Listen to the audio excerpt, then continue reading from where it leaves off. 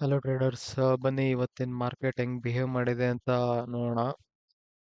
ಏನಕ್ಕೆ ಲಾಸ್ ಆಯಿತು ಅಂತ ನೀವು ಅನಲೈಸ್ ಮಾಡಬೇಕಾಗುತ್ತೆ. ಅನಲೈಸ್ ಮಾಡಿ ನೀವೊಂದು ಕನ್ಕ್ಲೂಷನ್ಗೆ ಬರಬೇಕಾಗುತ್ತೆ. ಓಕೆ, ಈ ಮಿಸ್ಟೇಕಿಂದ ಲಾಸ್ ಆಯಿತು. ಅವ್ರ ಡೈರೆಕ್ಷನ್ನೇ ನೀವು ತಪ್ಪು ಡಿಸೈಡ್ ಮಾಡಿದ್ದೀರಾ, ಅಥವಾ ನೀವೇನಾದರೂ ಡೈರೆಕ್ಷನ್ ಕರೆಕ್ಟ್ ಇದ್ದೂ ಮಾರ್ಕೆಟ್ ಮೂವಿಂದ ನಿಮ್ಗೆ ಎಂಟ್ರಿ ತೊಗೊಳಕ್ಕಾಗಿಲ್ವಾ?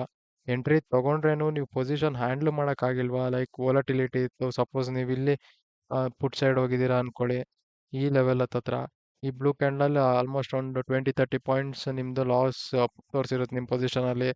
ಅದನ್ನು ಹ್ಯಾಂಡ್ಲ್ ಮಾಡೋಕ್ಕಾಗ್ದಿರ ನೀವು ಪೊಸಿಷನ್ ಕಟ್ ಮಾಡಿದ್ರ, ಮತ್ತೆ ಟ್ರೇಡ್ ನಿಮ್ಮ ಅಕಾರ್ಡಿಂಗೆ ಬಂದಿದೆ ಅಂತ ಮತ್ತೆ ಈ ರೆಡ್ ಕ್ಯಾಂಡಲ್ ನೀವು ಪೊಸಿಷನ್ ಎಂಟ್ರಿ ಆದ್ರ, ಈ ಥರ ಎಲ್ಲ ನೀವು ಅನಲೈಸ್ ಮಾಡಬೇಕಾಗುತ್ತೆ. ಇಫ್ ಸಪೋಸ್ ನಿಮ್ಮ ಎಸ್ ಎಲ್ ಒಂದು ಕರೆಕ್ಟ್ ಎಸ್ ಎಲ್ ಇಟ್ಕೊಂಡು ನೀವು ಪೊಸಿಷನ್ ಸೈಜಿಂಗ್ ಎಲ್ಲ ಕರೆಕ್ಟ್ ಇಟ್ಕೊಂಡಿದ್ದೀರಿ, ನಿಮಗೆ ಇಲ್ಲಿ ಲಾಸ್ ಆದ್ರೇನು ನಿಮ್ಗೆ ಭಯ ಆಗ್ತಿರಲ್ಲ. ಓಕೆ, ನಮ್ಮ ಎಸ್ ಎಲ್ ಇಷ್ಟಿದೆ, ಇನ್ನೂ ಹೋಲ್ಡ್ ಮಾಡೋಣ ಅಂತ ಇರುತ್ತೆ. ನೀವು ಭಯ ಬಿದ್ದು ಪೊಸಿಷನ್ ಕಟ್ ಮಾಡೋದು ಈ ಥರ ಏನಾದರೂ ಮಾಡಿದ್ರೆ ಇವೆಲ್ಲ ನೀಟಾಗಿ ನೀವು ಅನಲೈಸ್ ಮಾಡಿ ಇಟ್ಕೊಬೇಕಾಗುತ್ತೆ. Because market ಒಂದಿನದ್ದಲ್ಲ. ನೀವು ಇವತ್ತು ಏನು ಮಿಸ್ಟೇಕ್ ಮಾಡ್ತೀರಾ ಅಥವಾ ಇವತ್ತು ಏನು ನೀವು ಸರಿ ಮಾಡಿದ್ದೀರಾ, ಅದನ್ನ ನೆಕ್ಸ್ಟ್ ಆ ಮಿಸ್ಟೇಕ್ನ ರಿಪೀಟ್ ಮಾಡಬಾರ್ದು. ಅಥವಾ ಇವತ್ತೇನು ನೀವು ಡೈರೆಕ್ಷನಲ್ಲಿ ಕರೆಕ್ಟ್ ಇದ್ದು ಪೊಸಿಷನ್ ಚೆನ್ನಾಗಿ ಹ್ಯಾಂಡ್ಲ್ ಮಾಡಿದ್ದೀರಾ ಅಂದರೆ ಅದನ್ನು ನೀವು ಕ್ಯಾರಿ ಆನ್ ಮಾಡಬೇಕಾಗುತ್ತೆ ಮುಂದಕ್ಕೆ. ನೀವು ಇವತ್ತು ಮಾಡಿದ ಮಾರ್ಕೆಟ್ ಹಂಗೇನೆ, ನೀವು ಒಂದಿನದಲ್ಲಿ ಏನು ಕಲಿಯೋದಕ್ಕಾಗಲ್ಲ. ನೀವು gradually over the period of time trade ಮಾಡಿ ಮಾಡಿ ನೀವು ಮಾಡಿದ ಮಿಸ್ಟೇಕ್ಸ್ನೇ ಮತ್ತೆ ಮಾಡ್ತಾ ಮಾಡ್ತಾ ಅದರಲ್ಲೇ ನೀವು ಸಕ್ಸಸ್ ಕಾಣೋದು ಮಾರ್ಕೆಟಲ್ಲಿ.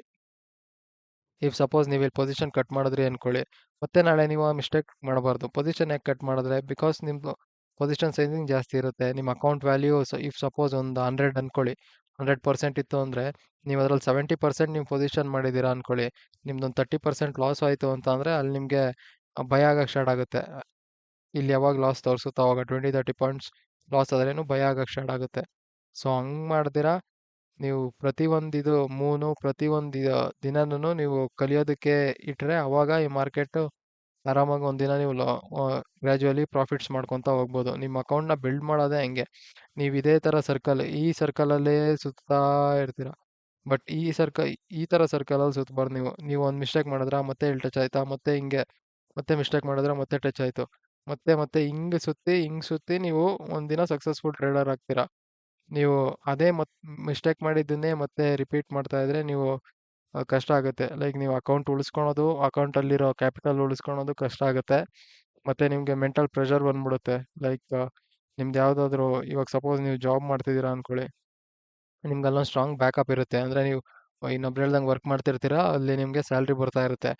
ಬಟ್ ಜಾಬ್ ಇಲ್ದಿರ ನೀವು ಲೋನ್ ತಗೊಂಡು ಮಾರ್ಕೆಟಿಗೆ ಬಂದು, ಅಥವಾ ನಿಮಗೆ ಯಾರೋ ದುಡ್ಡು ಇಸ್ಕೊಂಡು, ನಿಮ್ಮ ಮನೇಲಿ ಯಾರೋ ಒಂದು ದುಡ್ಡು ಕೊಟ್ಟರು ಅದನ್ನ ಇಸ್ಕೊಂಡು ನೀವು ಮಾರ್ಕೆಟಲ್ಲಿ ಟ್ರೇಡ್ ಮಾಡ್ತಿದ್ದೀರಾ ಅಂತಂದರೆ ದೆನ್ ಅದು ತುಂಬ ಮೆಂಟಲಿ ಪ್ರೆಷರ್ ಅನಿಸುತ್ತೆ ನಿಮಗೆ. ಒಂದು ಪೊಸಿಷನ್ ಹ್ಯಾಂಡಲ್ ಮಾಡೋಕ್ಕಾಗಲ್ಲ. ಒಂದು ಪೊಸಿಷನ್ ಮಾಡಬೇಕಾದ್ರೆ ನೀವು ತುಂಬ ಭಯದಲ್ಲೇ ಪೊಸಿಷನ್ ಮಾಡ್ತೀರಾ. ಮತ್ತು ಸಪೋಸ್ ಏನಾದ್ರು ಲಾಸ್ ಆದರೆ ಆವತ್ತಿನ ದಿನ ಮತ್ತೆ ಅದು ಲಾಸ್ನ ರಿಕವರ್ ಮಾಡೋಕ್ಕೆ ನೀವು ಓವರ್ ಟ್ರೇಡಿಂಗ್ ಮಾಡೋ ಪಾಸಿಬಿಲಿಟೀಸ್ ಇರುತ್ತೆ. ಬಿಕಾಸ್ ಅಲ್ಲಿ ನಿಮಗೆ ಏನಕ್ಕೆ ಲಾಸ್ ಆಯಿತು ಅಂತ ಗೊತ್ತಿರಲ್ಲ. ನಾನು ಅದಕ್ಕೆ ಹೇಳೋದು, ನೀವು ದಿನಾಗಲೂ ಏನೇನು ಮಿಸ್ಟೇಕ್ ಮಾಡ್ತೀರಾ ಅದನ್ನ ಅನಲೈಸ್ ಮಾಡಿ. ಒಂದೇ ಟ್ರೇಡ್ ಮಾಡಿ ಅಥವಾ 2, ಮ್ಯಾಕ್ಸ್ ಟು ಮ್ಯಾಕ್ಸ್ 3. ನೀವು ಬಿಗಿನರ್ ಆಗಿದ್ರೆ ಇಷ್ಟೇ ಟ್ರೇಡ್ಸ್ ತೊಗೊಬೇಕು. ಅದನ್ನ ಬಿಟ್ಟು ಒಂದು 5-6 ಟ್ರೇಡ್ಸ್ ಎಲ್ಲ ತೊಗೊಂಡ್ರೆ ಅದು ಕಷ್ಟ ಅನಿಸುತ್ತೆ. ನೀವು ಏನು ಒಂದು ಟ್ರೇಡ್ ತೊಗೊಂಡ್ರಾ, ಅದ್ರ ಹಿಂದಿನ ರೀಸನ್ ಏನು, ಅದು ಪೊಸಿಷನ್ ಹೆಂಗೆ ಹ್ಯಾಂಡಲ್ ಮಾಡಿದ್ರಿ, ಪ್ರಾಫಿಟ್ ಎಲ್ಲಾಯಿತು, ಲಾಸ್ ಎಲ್ಲಾಯಿತು, ಇಲ್ಲಿ ನನ್ನ ಮೈಂಡ್ಸೆಟ್ ಹೆಂಗಿತ್ತು, ಇಲ್ಲಿ ಪೊಸಿಷನ್ ಕಟ್ ಮಾಡಬೇಕಾಗಿತ್ತಾ ನಾನು ಇಲ್ವಾ, ಅದೆಲ್ಲ ನಿಮಗೆ ನೋಟ್ ಮಾಡಿ ಇಟ್ಕೊಬೇಕಾಗತ್ತೆ. ಮತ್ತೆ ಎರಡನೇ ಟ್ರೇಡ್ಗೆ ನಿನ್ನ ಪ್ಲ್ಯಾನ್ ಏನಿತ್ತು, ನಿಮ್ಮ ಪ್ಲ್ಯಾನ್ ಪ್ರಕಾರನೇ ಎರಡನೇ ಟ್ರೇಡಿಗೆ ವರ್ಕ್ ಮಾಡಿದ್ದೀರಾ, ಈ ಥರ ವರ್ಕ್ ಮಾಡಬೇಕಾಗತ್ತೆ. ನೀವು ಆದಷ್ಟು ರೇಟ್ಸ್ನ ಕಡಿಮೆ ಮಾಡೋದಕ್ಕೆ ಟ್ರೈ ಮಾಡಿ. ಇನಿಷಿಯಲಿ ನೀವು ಬಿಗಿನರ್ ಆಗಿದ್ರೆ ಟ್ರೇಡ್ಸ್ನ ಕಡಿಮೆ ಮಾಡಿ, ಅನಲೈಸ್ ಜಾಸ್ತಿ ಮಾಡಿ, ಏನು ತಪ್ಪು ಮಾಡಿದ್ದೀರಾ ಅಂತ. ಮಾರ್ಕೆಟ್ ದಿನಾಗ್ಲೂ ಇರುತ್ತೆ, ಮುಂದೆ ಒಂದಿನದ್ದಲ್ಲ ಮಾರ್ಕೆಟ್. ನೀವು ಇವತ್ತು ಒಂದಿನಕ್ಕೆ ಪ್ರಾಫಿಟ್ ಮಾಡಿಕೊಂಡು ನಾಳೆ ಮತ್ತೆ ನೋಡ್ಕೊಳ್ಳೋಣ ಅಂದರೆ ಆ ಥರ ಆಗಲ್ಲ. ಅಲ್ಟಿಮೇಟ್ಲಿ ನೀವು ಒಂದಿನ ಅಕೌಂಟಲ್ಲಿರೋ ಕ್ಯಾಪಿಟಲ್ ಝೀರೋ ಮಾಡ್ಕೊತೀರಾ ಆ ಥರ ಮಾಡಿದ್ರೆ. ಇದು ಒಂದಿನ ಮಾಡಿದ್ರೆ ಮತ್ತೆ ನೆಕ್ಸ್ಟ್ ಡೇ ಏನಾಗುತ್ತೆ, ನೀಟಾಗಿ ಪ್ಲ್ಯಾನ್ ಮಾಡಿಕೊಂಡು ಬನ್ನಿ. ಮತ್ತೆ ನೆಕ್ಸ್ಟ್ ಡೇ ಏನಾಗುತ್ತೆ, ನೀಟಾಗಿ ಪ್ಲ್ಯಾನ್ ಮಾಡ್ಕೊಂಬಂದು. ಏನಾದರೂ ಮಿಸ್ಟೇಕ್ ಮಾಡಿದರೆ ವೀಕೆಂಡ್ 2 ದಿನ ರಜೆ ಇರುತ್ತಲ್ಲ, ಅವಾಗ ನೀಟಾಗಿ ಅನಲೈಸ್ ಮಾಡಿ ಏನಾಗಿದೆ, ನಾನು ಈ ವೀಕ್ ಹೆಂಗೆ ಪರ್ಫಾರ್ಮ್ ಮಾಡಿದ್ದೀನಿ ಮಾರ್ಕೆಟಲ್ಲಿ, ಅಥವಾ ನನ್ನ ಕಡೆಯಿಂದನೇ ಏನಾದರೂ ಮಿಸ್ಟೇಕ್ಸ್ ಇದೆಯಾ, ಅಥವಾ ನನ್ನ ಡೈರೆಕ್ಷನಲ್ಲೇ ಮಿಸ್ ಆಗಿದೆಯಾ. ಡೈರೆಕ್ಷನಲ್ಲಿ ಮಿಸ್ ಆದರೂ ಪರವಾಗಿಲ್ಲ, ನಾನು ಎಸ್ ಎಲ್ ಎಷ್ಟು ಡಿಸೈಡ್ ಮಾಡಿದ್ದೆ ಅಷ್ಟು ಎಸ್ ಎಲ್ ಕೊಟ್ಬಿಟ್ಟು ಬಂದ. ಇವೆಲ್ಲ ಮ್ಯಾಟ್ರ್ ಆಗುತ್ತೆ ಮಾರ್ಕೆಟಲ್ಲಿ. ಇದೆಲ್ಲಾದರೂ ಬುಲಿಶ್ ಕ್ಯಾಂಡಲ್ ಅಂತಾರೆ. ಈ ವಿಕ್ ಕ್ಯಾಂಡಲ್ ಮಾಡಿಕೊಂಡು ಡೈರೆಕ್ಟ್ ಒಂದು ಬ್ರೇಕ್ಔಟ್ ಕೊಡೋಕೆ ಟ್ರೈ ಮಾಡ್ತಾವೆ, ಈ ಕ್ಲೋಸಿಂಗ್ ಪಾಯಿಂಟ್ ಸಪೋರ್ಟು. ಸೊ ಇಲ್ಲಿ ಏನ್ ಮಾಡಿರ್ತಾರೆ ಅಂತ ಅಂದ್ರೆ ಈ ವೀಕೆಂಡ್ ಈ ಬ್ರೇಕ್ಔಟ್ ನೋಡಿ ಮೋಸ್ಟ್ ಆಫ್ ದೆಮ್ ಬೈ ಹೋಗಕ್ ಟ್ರೈ ಮಾಡಿರ್ತಾರೆ. ಅಂಡ್ ಇಲ್ಲಿ ಯಾರು ಬೈ ಮಾಡ್ಕೊಂಡಿರ್ತಾರೆ ಅವ್ರ ಕಾನ್ಫಿಡೆನ್ಸ್ ಬಂದ್ಬಿಡುತ್ತೆ, ಮಾರ್ಕೆಟ್ ಇದು ಬ್ರೇಕ್ಔಟ್ ಕೊಡುತ್ತೆ, ಹೋಲ್ಡ್ ಮಾಡೋಣ ಪೊಸಿಷನ್ ಅಂತ. ಸೊ ಇಲ್ಲಿ ಯಾರೋ ಒಬ್ರು ಆಪರೇಟರ್ ಕೂತ್ಕೊಂಡು, ಆಪರೇಟರ್ ಇದೇ ನೋಡ್ತಿರ್ತಾರೆ, ಯಾರು ರಿಟೈಲರ್ಸ್ ಇಲ್ಲಿ ಹೆಂಗ್ ಥಿಂಕ್ ಮಾಡ್ತಾರೋ ಎಕ್ಸಾಕ್ಟ್ ಅದ್ರ ಅಪೋಸಿಟ್ ಆಪರೇಟರ್ಸ್ ಥಿಂಕ್ ಮಾಡಿರೋದು ಇಲ್ಲಿ.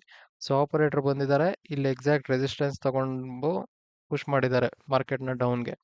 ಯಾವಾಗ ಇಲ್ಲಿ ಎಕ್ಸಾಕ್ಟ್ ರೆಸಿಸ್ಟೆನ್ಸ್ ತಗೊಂಡು ಪುಷ್ ಆಯಿತು, ಆಮೇಲೆ ಈ ನಿಫ್ಟಿಯಲ್ಲಿ ನೀವು ಅಬ್ಸರ್ವ್ ಮಾಡ್ಬೋದು,